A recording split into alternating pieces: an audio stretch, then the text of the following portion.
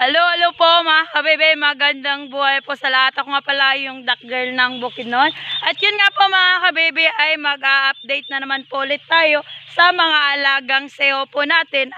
Dahil nga ito ay ka-17 days po ng mga alagang seo natin. So patuloy pa din po yung pag-a-update natin kasi sa ganyang araw po mga kabebe na bagong labas po sila sa area ay obserbahan nga po natin itong mga alagang seo natin. Sa mga first time po na mag-alaga ng seo, ito po ay maganda po na tips para sa iyo. At yun nga po mga kabebe, kasi nga itong mga alagang seo natin, yun nga ay inilipat na nga natin dito sa bagong area. At yun nga po mga kabebe, kahapon nga ay dito nga po sa gitna ng area, linagay nga po natin yung trapal para pagsilungan po ng mga alagang seo natin. So ngayon po mga kabebe ay dito sa area ay wala na po talagang trapal na inilagay natin, kundi ay tinignan ko po itong mga alagang seo natin at inobserbahan ko po kung ano ba ang gagawin nila kung ito sila ilagay na dito sa area tas wala po silang masisilungan. Kaya ba nilang protektahan yung sarili nila sa init? Kaya ba nilang humanap ng pagkain? Yun po yung mga pag-uusapan natin ngayon mga kabebe. At yun nga po mga kabebe, kasi nga ay ika-day 17 na po ng mga alagang itik natin. May nagtanong po na naipastol ko na ba po ba itong mga alagang itik na 16 days? Pwede na ba? Ang sagot ko po ay yes po madam. Walang problema po sa pag-aalaga ng itik. Wala din po ya sa ano-ano, kundi ay diskarte lang po at kumpiyansa po. At makikita naman po natin mga kabebe kung ang ito bang mga alagang seo natin is ready na ba isabak sa area. Lalo na po ay plano mo talaga na ilagay ito sa free range area o ipastol, is no worries po talaga tayo pag sa unang linggo pa lang, yun talaga yung sinasabi ko na protektado na yung katawan nila ng antibiotic. At yun nga po mga kabebe, kasi nga nilipat natin dito sa bagong area. Ito ay ika 17 days po ng mga alagang seo natin. Sa ika 17 days po ng alaga ng seo natin mga kabebe ay hindi pa din po tayo totally na umaasa dito sa area o dito na ipapastol itong mga alagang seo natin. Kasi nga kaninang morning nga po mga kabebe ay pinakain nga natin sila ng isang balde pa din po na feeds. Saka po natin sila ipinastol dito sa area. Para sa ganun mga kabebe is bago sila sumabak dito sa area is may makain po itong mga alagang seo natin na yung iba ay sumasanay pa lang o sinasanay pa lang yung mga sarili nila na kumain po ng organic na pagkain. At ito nga po mga kabebe, yung iba nga natin mga kabebe na mga alagang seo ay sobrang sanay na po talagang kumain po ng palay. Ito po yung mga seo po natin na malalaki na, kasi nga itong seo po talaga mga kabebe ay hindi po talaga uniform yung paglaki po nila. May iba po talaga na medyo maliit, may iba din na maliit talaga, may iba na malaki na talaga. Yung iba ngang mga itik ko mga kabebe, mga 300 heads siguro yon. Iniwan ko po doon sa bahay para naman po mga isang linggo sila doon na papakain ko ng feeds na hindi ko sila isabak dito sa area is humabol po yung katawan nila dito sa mga alagang seo natin na dito na talaga natin inilagay sa area. At yun nga po mga kabebe, kasi nga ay ika 17 days na po itong mga alagang seo natin.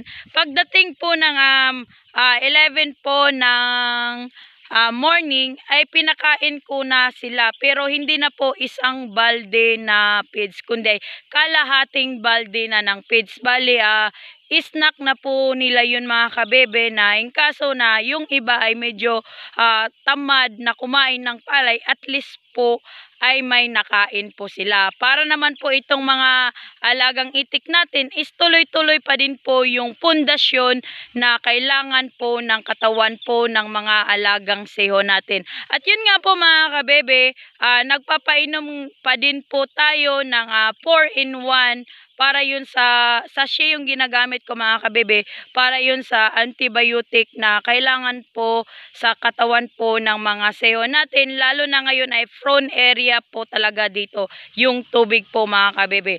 At yun nga po mga kabebe, kasi nga ay pinakain nga natin itong mga alagang seho natin, ganito po tayo magpakain mga kabebe. Isang tawag mo lang talaga sa kanila mga kabebe pag ganitong kainan na ay kusa talaga yan sila lalapit sa iyo. At ito din po yung nakaganda din po mga kabebe, pag mag-alaga ka ng seho is hindi ka na talaga perwisyo, hindi ka mamirwisyo, kasi nga ay kusa talaga silang lalapit sa iyo at kusa din yan aalis pag wala ng pagkain. Katulad nga po ito ng ginagawa ko na pinapakain po natin sila ng feeds. At yun nga po mga kabebe, sa gatong edad po talaga ng seho is okay na po itong isang kahon na paglagyan natin sa kanila. At least po ay nasasanay po silang kumain din po ng palay. Ito po yung uobserbahan natin mga kabebe. At yun nga po mga kabebe, pag ganitong tanghali na din pong tapat, is hawakan mo talaga yung number 1 talaga yung tubig na pinag-istihan nila, kung mainit ba or malamig, kasi problema yun sa mga alagang seho natin pag mainit yung tubig at andyan po sila, tas hindi pa po nila alam na sanayin po itong mga katawan nila kung paano po sumilong. At yun nga po mga kabebe, ito nga mga kabebe, alam na ba ng mga itik natin kung paano alagaan o protektahan itong sarili nila sa init?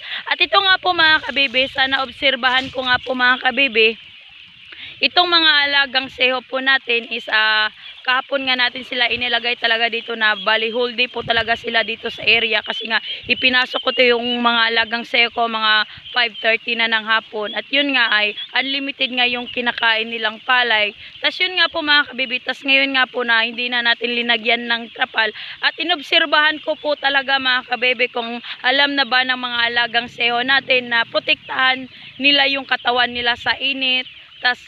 At ito nga po yun mga kabebe, masasabi ko talaga na sa ika-17 days po ng mga alagang seho natin, sa 4 na araw na ipinastol natin sila dito, is alam na po nila protektahan yung sarili nila mga kabebe, na isilong na hindi po mainitan itong mga alagang seho natin. Dahil po dito po sa palay na to, dyan po sila nagtatago mga kabebe para maprotektahan nila yung mga sarili nila. Tas yung mga iba mga kabebe is alam na po nila matulog na mainit, tas yung iba ay alam na din nila matulog na lumulutang sa tubig. Hindi po katulad dati na ignorante po talaga itong mga seho natin. Madali lang po talaga ito sanayin itong mga seho natin mga kabebe, lalo na po ay 4 na araw pa lang po ay sinanay na po natin sila na paliguan po sa tubig. At ito nga po mga kabebe, itong mga seho nga natin ngayon po ay nag-oobserba pa din po tayo hanggang ngayon. Kaya nga ay may budget po tayo na feeds, at yun po ay ilalaan po talaga sa kanila. At yun po yung aabangan natin kung kailan ko ba i-stop ng pagpapakain itong mga alagang seho natin. At kailan ba natin i-stop pagpapainom ng antibiotic sa mga seho natin. At yun po yung aabangan natin kung ilang nagastos ba nating feeds sa 1,700 na heads po na itik. At yun yung pag-uusapin natin sa susunod po na mag-update ulit tayo, kasi ngayon po talaga mga kabebe is maganda po talaga itong simula na to sa mga nagsisimula pa lang sa mundo ng duck farming, na gusto po nang ipastol yung mga alagang seho nyo, pero sa isip-isip nyo is takot po kayo. Wag po kayong matakot mga kabebe na magsimula sa mundo ng duck farming, kasi nga pag yung mga alagang seho mo ay sakto ng pundasyon, sakto ng vitamina, antibiotic sa katawan, no worries po tayong mabasa itong mga alagang seho natin. Kasi nga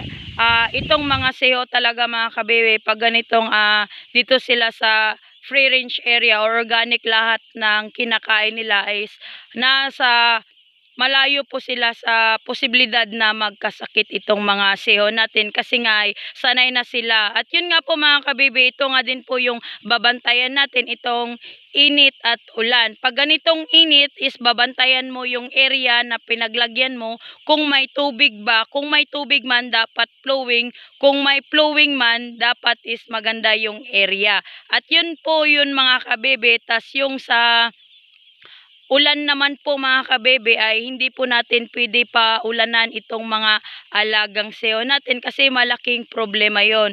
Maliban sa konti pa yung taon nila is hindi pa po nila kaya yung lamig na absorb sa katawan nila kasi nga ay maninipis pa po itong mga balahibo po nila. At ito nga po mga kabebe ang naobserbahan ko po sa mga alagang seho natin is oo, kumakain pa din po sila ng feeds kasi pagkain pa din po yan. Pero hindi na po sila ganun ka-agresibo kung kumain, kundi ay yung kain-kain na lang, hindi talaga katulad dati na halos mabaliw-baliw talaga sila kakatuka. Ngayon po ay relax na po itong mga alagang seho natin.